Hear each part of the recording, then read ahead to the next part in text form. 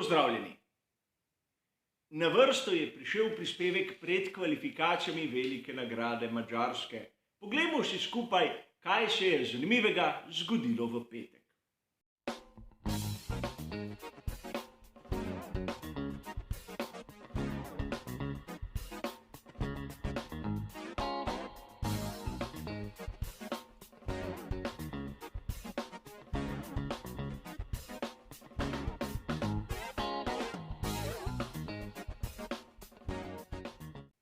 Kot je že v naši navadi, bo tudi tokrat prispevek pred kvalifikacijami razdeljen na dva ločena dela.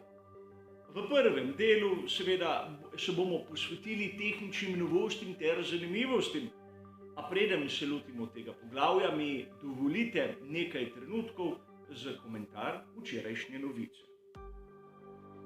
Namreč med snemanjem uvodnega prispevka k tej veliki nagradi so pri ekipi Aston Martin in skupaj s Sebastianom Vettelom objavili, da konec sezone 2022 se bo Sebastian Vettel pokojil.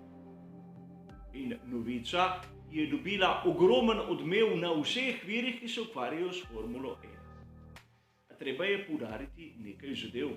V večini člankov, ki sem jih zasledil, je bilo napisano to, da Sebastiana Vettela bomo vsi pogrešali kot osebo. Malo kdo se je spustil na njegove rezultate in tisto, kar je dosegel v zadnji sezoni in pol na samih progah. Seveda Aston Martin ni Ferrari, ampak tudi v zadnjih sezonah pri skuderiji Ferrari Sebastian Vettel ni bil na tistem nivoju, ki smo ga pričakovali. Zato njegova upokojitev je iz športnega vidika pravičena. Verjamem, da ga bo marsikdo pogrešal, ampak vozniki v Formuli 1 morajo biti tam zaradi svoje hitrosti, ne zaradi svojih dobrih idej ali simpatičnosti. A treba je poudariti tudi nekaj. Takoj po objavi te novice smo slišali kar nekaj teorij, kdo ga bo nadomestil pri Aston Martin. In slišali smo nekaj realnih, ampak tudi nekaj čisto irealnih teorij. Med realne verjetno spada Fernando Alonso, ki ni še podaljšal z Alpinom.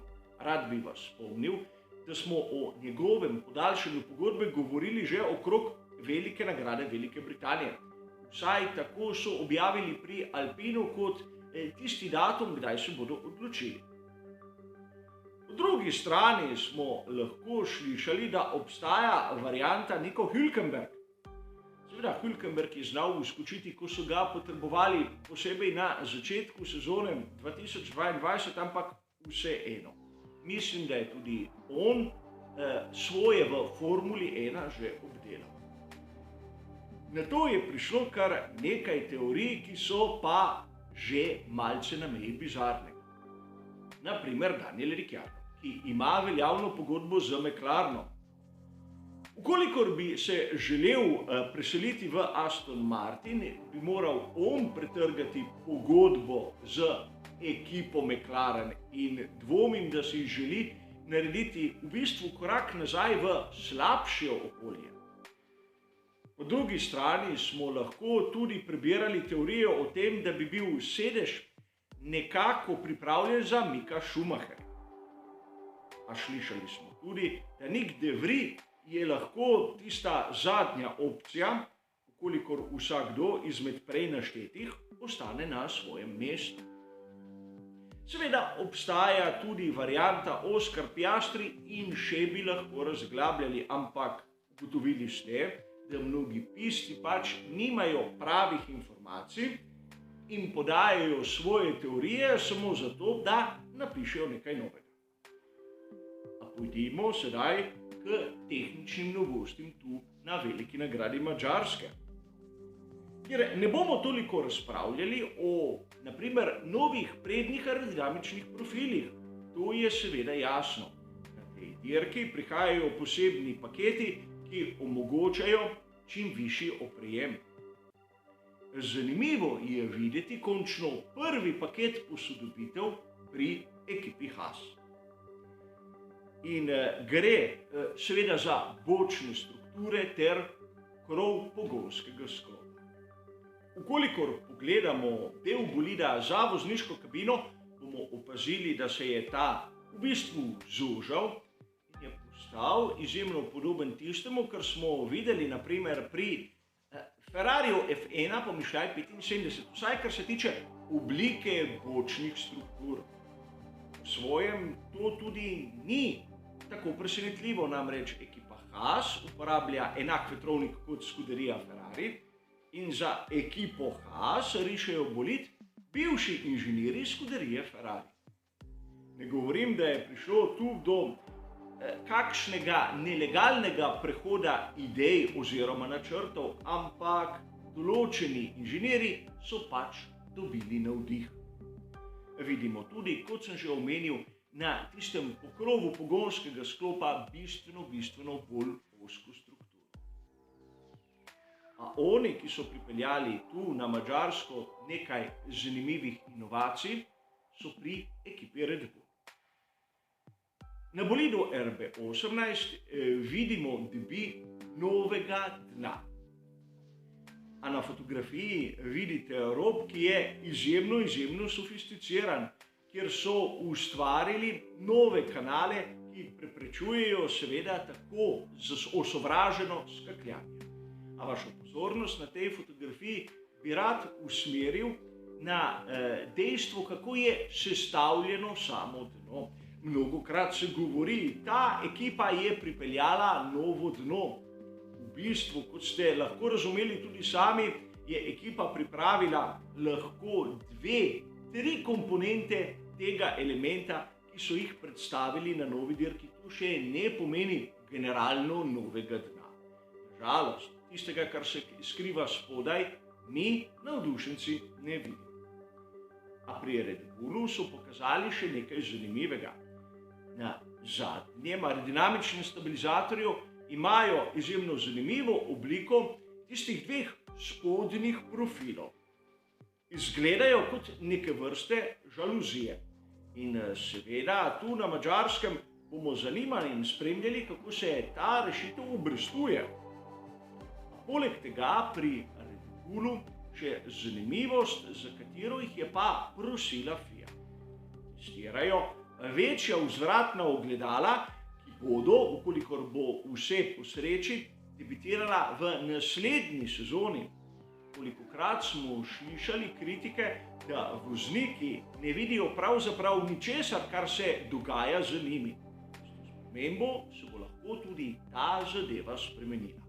In sedaj je prišel na vrsto tisti del, ki verjetno zanima večino navdušencev, kaj lahko pričakujemo od samih kvalifikacij. Če pogledamo samo rezultate prvega in drugega prostega treninga, lahko z mirno vestjo rečemo, da Ferrari je v manjši prednosti.